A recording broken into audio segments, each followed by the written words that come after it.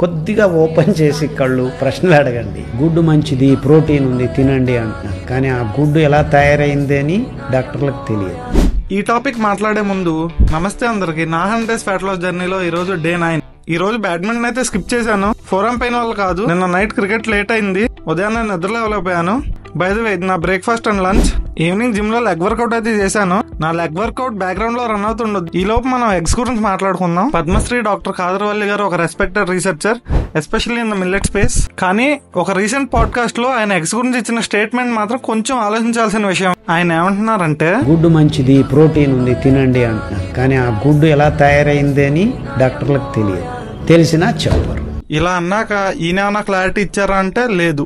ఒకవేళ commercial farming గురించి మాట్లాడుతున్నారా, ఫార్మింగ్ మెథడ్స్, యాంటీబయోటిక్స్, హార్మోన్స్ గురించి మాట్లాడుతున్నారా అనేది క్లారిటీ ఇవ్వలేదు. ఇంకొక పెద్ద స్టేట్మెంట్ ఏంటంటే, గుడ్లు తినండి, మీ కిడ్నీలు పోతాయి, డయాలిసిస్కి రండి. ఒకవేళ ఇదే నిజమైతే కొన్ని లక్షల మంది ప్రతిరోజు గుడ్లు తింటూ ఉంటారు, ఇంక్లూడింగ్ చాలా మంది డాక్టర్స్, అథ్లీట్స్ అండ్ మీరు నేను కూడా ఈ పార్టీ డయాలసిస్ మీద ఉండాలి. గుడ్లని కొన్ని వందల సంవత్సరాలు తింటున్నారు. ఎగ్స్ లో హై క్వాలిటీ ప్రోటీన్ ఉంటుంది, ఎసెన్షియల్ ఎమినో యాసిడ్స్ ఉంటాయి, మనకు అవసరమైన విటమిన్స్ ఉంటాయి. సింపుల్ గా చెప్పాలంటే eggs are nutrient power house.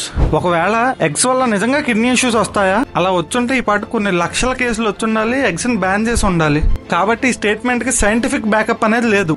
ఎవరికైనా ఆల్రెడీ కిడ్నీ ఇష్యూస్ ఉండి హై ప్రోటీన్ డైట్ తీసుకోకూడదు అనేది వేరే టాపిక్. కానీ ఆయన మాట్లాడిన దాని గురించి కాదు. నిజంగా ఎగ్స్ అనేవి డేంజరస్సా? మీరేమంటారు?